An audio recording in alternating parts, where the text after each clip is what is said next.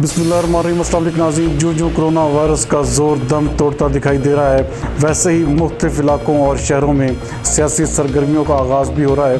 लालिया से BBC news network के नुमाइंदा खुर्शी शेख खुर्रम अब्बास के मुताबिक साबका चेयरमैन ठठी बाला राजा सैयद आबिद हुसैन शाह ने साबका ग्रुप को खैरबाद कह दिया और मलिक गुलाम अब्बास नस्वाना एडवोकेट और MPA व सूबाई पार्लिमानी सेक्रेटरी महर तैमूर अमजद लाली की क़यादत पर मुकम्मल एतमाद का इज़हार करते हुए आज़ाद ग्रुप में शमूलियत इख्तियार कर ली। इस मौके पर आज़ाद ग्रुप की तमाम क़यादत ने शिरकत की। उनका कहना था कि हम अगला इलेक्शन मिलकर लड़ेंगे और अपने सियासी दुश्मनों को हर हाल में शिकस्त से दो चार करेंगे।